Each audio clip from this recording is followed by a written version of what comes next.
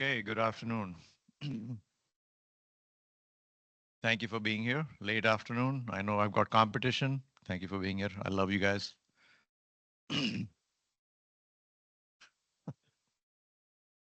Okay, so this session is focused on smart manufacturing for supply chains. This is very closely related to the upcoming request for proposal from CESMII.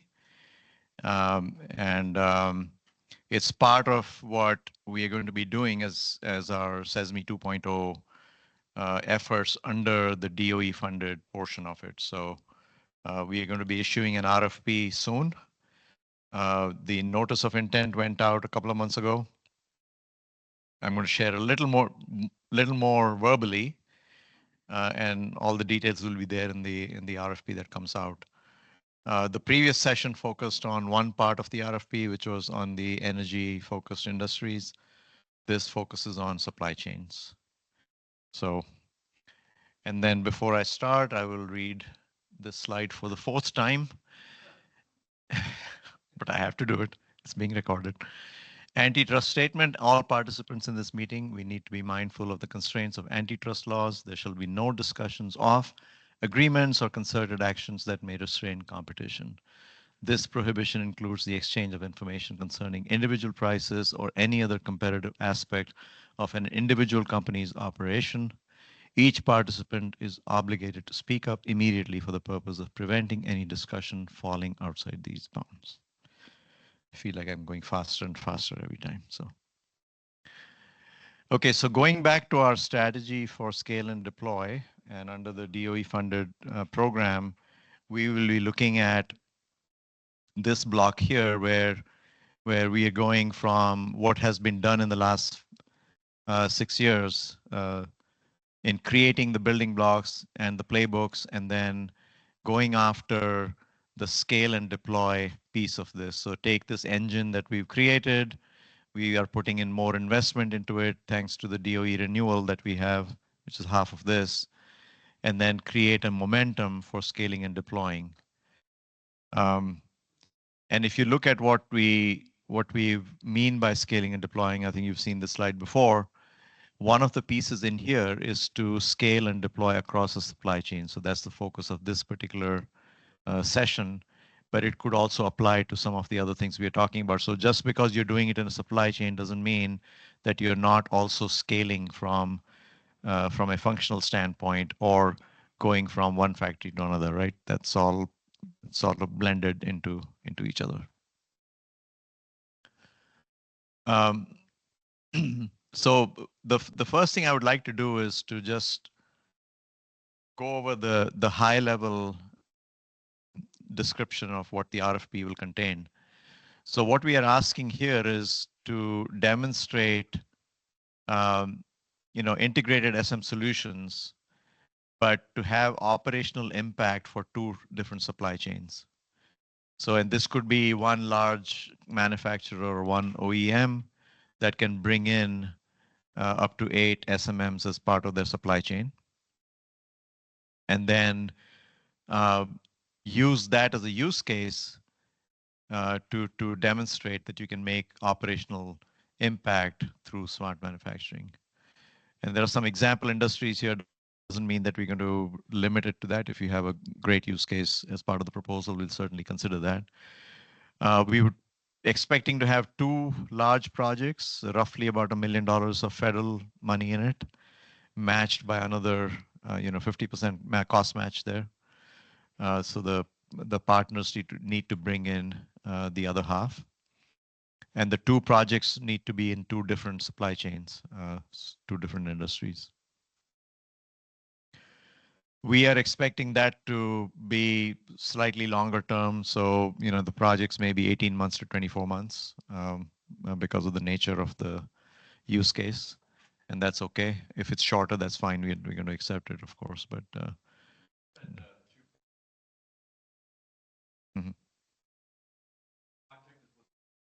yeah, so 2 projects, so 1 for each industry here.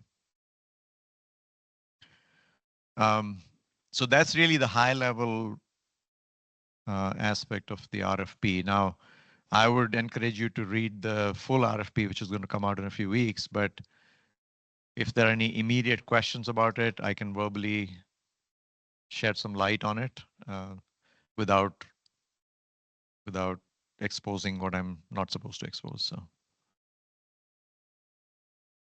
yeah, if you can maybe use the microphone just so that we can record. Oops, record the conversation. Yeah.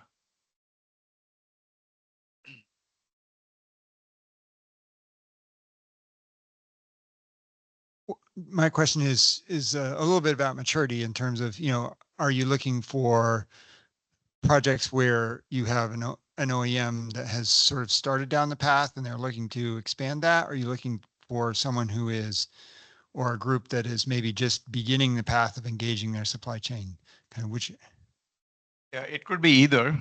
I mean, but it the preference is not to have a project where there's a whole lot of development that needs to take place, right? It's more focused on the application. Now, there will be some cases where, for example, if you have a use case where it requires a enhancement of a capability that we are providing. So for instance, if you're going to use the platform, our platform, and there's, in your case, use case, there's a particular need for a particular capability in the platform, then that becomes part of the project. So that kind of development is fine, right? But we prefer that it's more around applying uh, uh, existing SESMII technologies and our partners' technologies, or the team that you bring in, their technologies to solve that problem.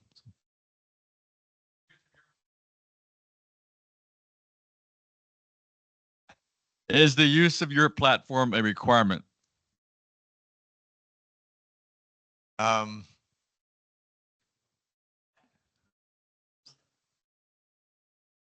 it's highly encouraged. No, I think the idea is that we want to proliferate our ideas through these use cases, right? So one of the things we're trying to do with the supply chain project is that we know that the capabilities of our platform needs to be enhanced for the data sharing to take place in a certain way, right? So the RFP will outline the capability development requirement as part of the proposal. We'll accept that, right? Now, doesn't mean that you cannot bring in other technologies to play with that, right? So blending would be ideal, right? I mean, in not every case you can expect the same technology to be used. So again, the RFP will have more content around what the boundaries are. So I told you not to ask me tough questions.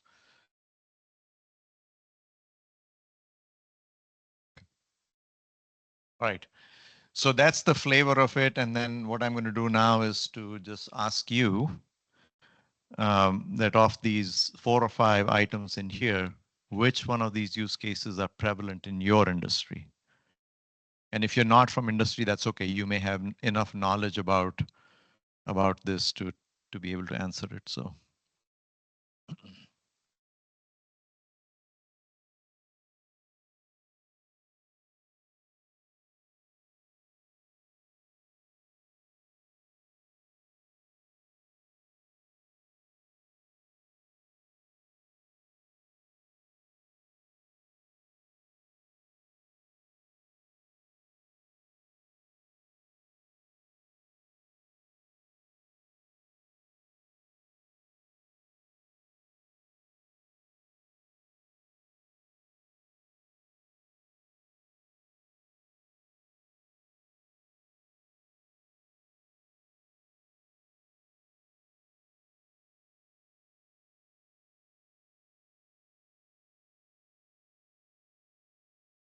Yeah, good. Thank you. Again, if you think of something later on, just go back to the Slido and enter your responses if you want to do that later on this. Thank you. So again, I mean, you saw traceability and visibility and operation excellence kind of go back and forth. It's good to see. So these were the ones that we stated in the survey. But what I would like to do is to share or get input from you as an audience as to, what are the others? So if I didn't list them there, what are the other common supply chain challenges in your industry? What are the barriers that prevent you from addressing these challenges? And what would be the top use case for your company or industry that you'd like the RFP to address? So we may have missed certain industries, or we may have missed some use cases. If you're able to share, that is, right? You don't have to, but if you're able to share.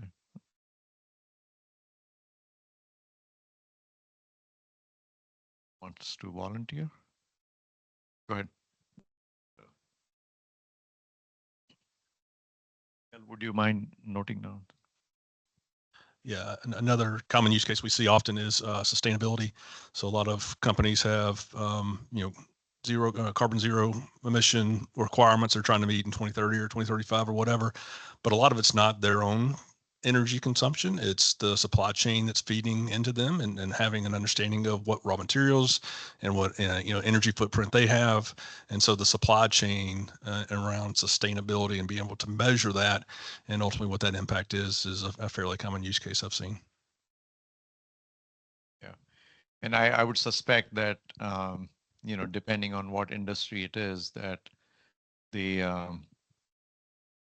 the extended impact would be widely different, right? In some cases, it's a fairly narrow set of circumstances or constraints that you have. In other cases, it's pretty broad based. So yeah, it's a good use case. Yeah.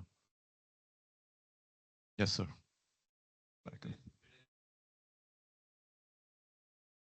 Yeah, traceability. Yeah, we actually had that on the list, but yeah, that is. Yeah, I that know, is but I just fairly want to common. reinforce that Yeah. this is a big one. Yeah. Yeah. Particularly like in healthcare. Yeah, it's important. Yeah, agreed.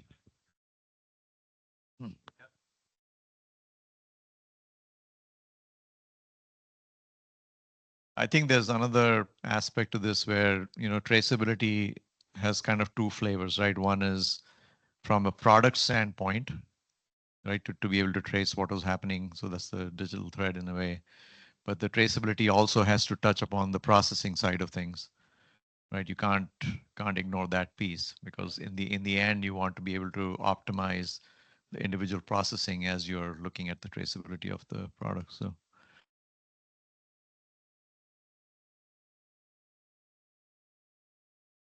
Anybody else? How about quality? Is quality something that's, I didn't show up high on the response, but we've talked to some other partners, and they've indicated that quality is a big deal for.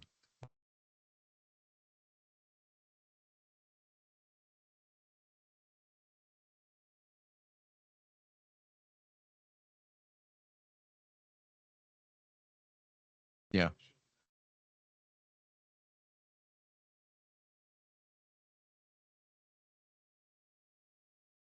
Yeah, we used to call it back in Alcoa when I worked there. We used to call it first part good. I think there are different expressions that are being used for that, but yeah, yeah, yeah, that's good.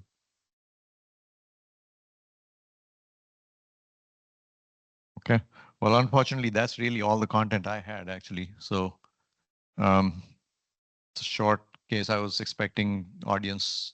Yeah, go ahead, please. Please, please. Yeah. We have plenty of time. Plenty of time. Yeah.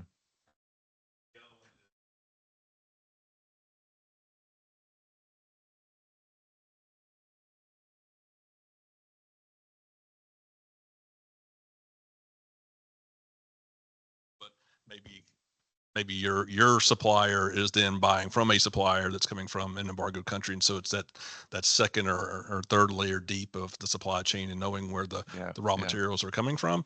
And it's not just the embargoed countries; it's also some of the materials themselves. So rare earth metals and some things that you have to be aware of to make sure that you're compliant with some of the regulatory requirements. Yeah. So. Yep. So we had a couple of projects in pharma in our previous portfolio, and they had brought up this question around traceability from that standpoint, right? Yeah.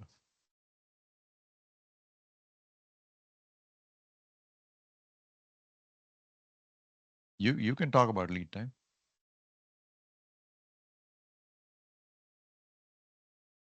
Anybody? So lead time, I mean, that's So, tied. so lead times, I mean, during the COVID crisis, obviously that was massive, and a lot of the manufacturing has returned and getting back to closer lead times. Not that I think we're fully recovered, but we're getting closer.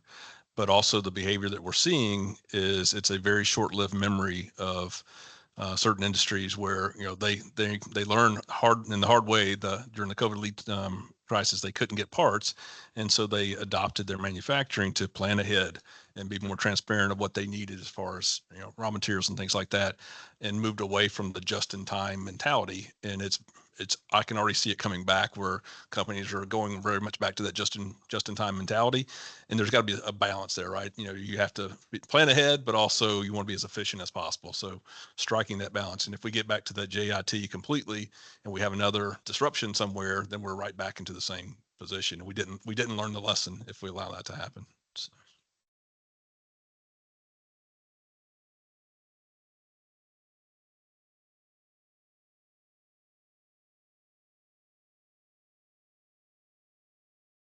This or the survey? Somebody's recording this. This list or the survey?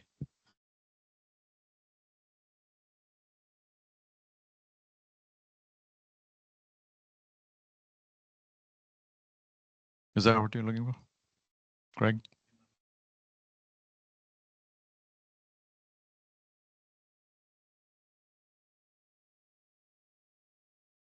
Hmm? Yeah.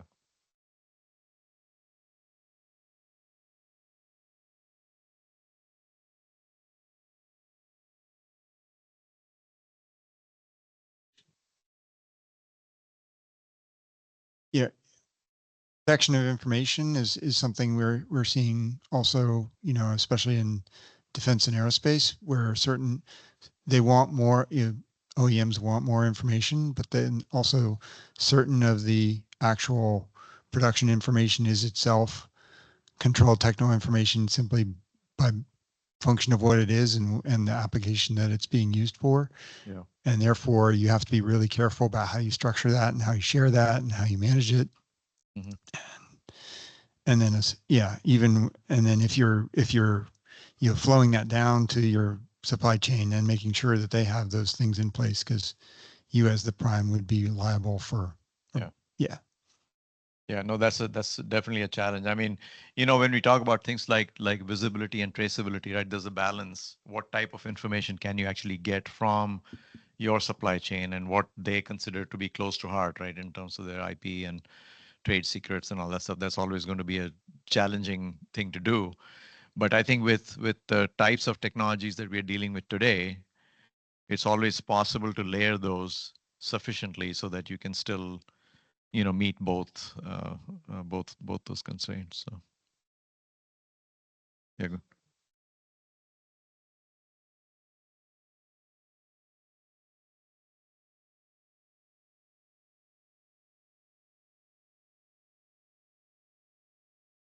Okay, so it's tied to the inventory management.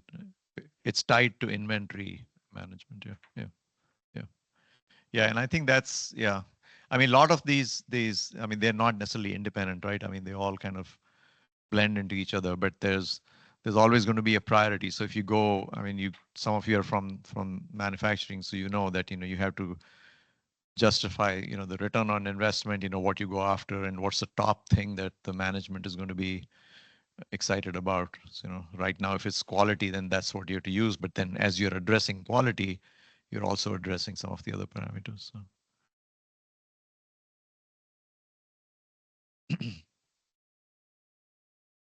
Yeah, it's basically open. Uh,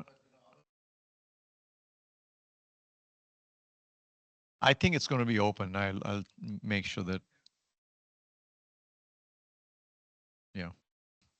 Yeah.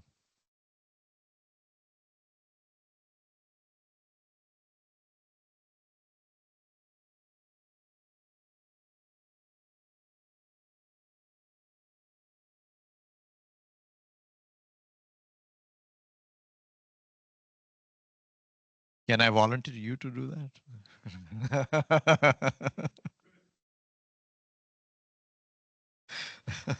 No, that's a good idea. And thanks No, for the this is offer. really interesting. Everybody is in the demo, but they are not interested in what solutions, what problem they need to solve. They are all in the demo. I don't know what they are doing there. They're all interrelated. So, yeah. Okay. Well, if there are no further comments or questions, then you have, oh, you have one. Okay.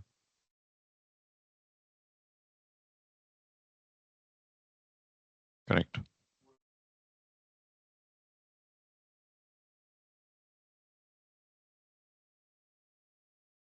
Yeah, correct. Yeah. Each. Yeah. Per project. Yeah. Yeah. We expect these to be fairly substantial efforts, right? So we want to make sure that, we're not shortchanging. Yeah. So again, you may have missed that, but the duration we are expecting here is probably 18 to 24 months, So yeah, given the size of the problem also. Yeah.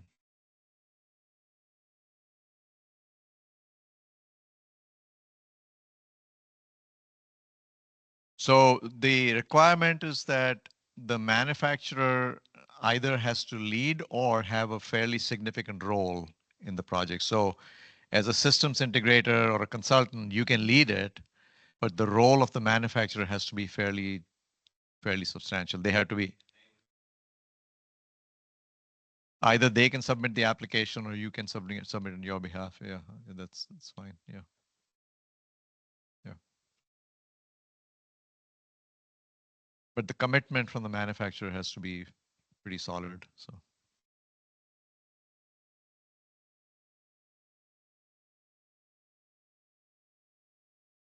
yes, ma'am.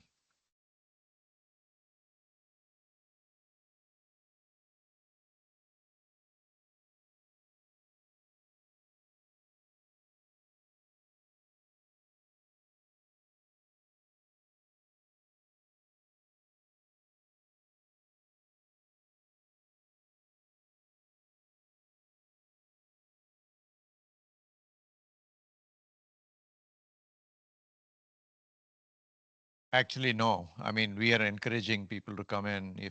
Even if you're not familiar with SESMI or SESMI technologies, put in a proposal because there'll be a portion that will be related to us helping you understand what we have, right?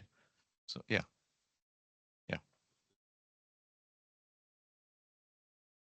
yeah. Please, yeah,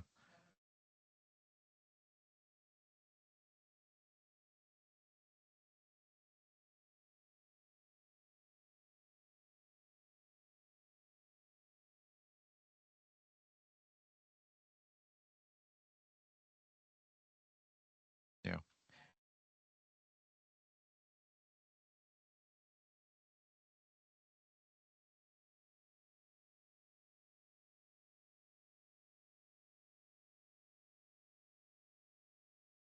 The RFP will actually spell all that stuff out. So if you need to know more about the projects that we've already done, if you need to more about the technologies that we already have, or about the training that Craig was talking about, that will be spelled out in the RFP so that you're aware that there will be enough information exchange for you to submit a good proposal. Yeah.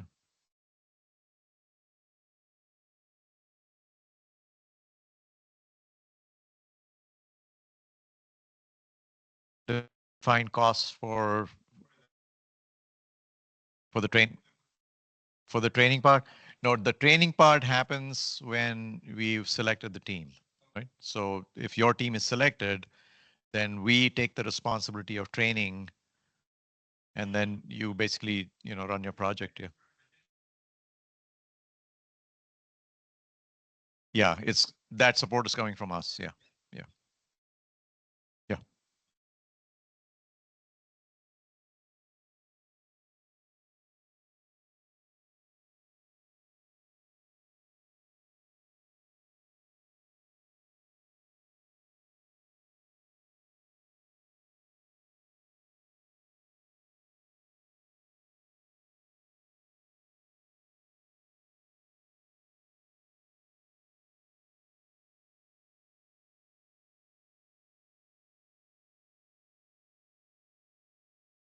Yeah.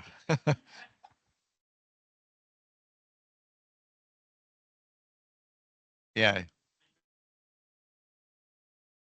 Yeah. Yeah. So again, there's a two-part answer to that. One is that this time we are expecting that the RFP process may have a concept paper stage, right? So that'll start the process. So we are actually trying to give you enough time to prepare a good proposal. And then Miguel and his team, they get together once the RFP is out, then we'll have information sessions that will be staggered so that you can understand more about what the requirements are, how to get the proposal ready, what are the elements of the proposal. If you have any questions about that, that helps the process, right? And then we provide some examples of, what a good proposal looks like, and so there are ways in which we help them out. Yeah, it's a good thought.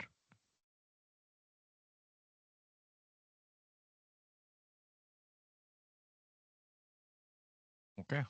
Oh, sorry. Well, there's one more question. Yeah.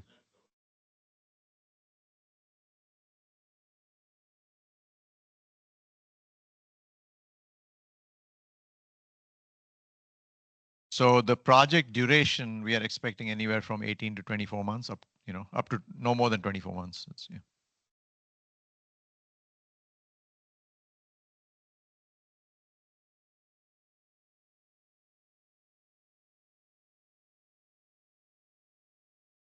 So happy hour usually begins at 5. I think we're going to begin at 4 or 5, if that's okay.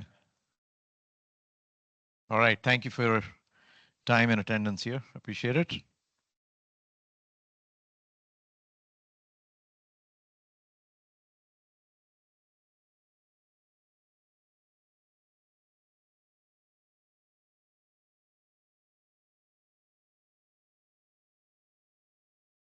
Up session at 4:45, so don't miss that. I think they're going to open up the doors and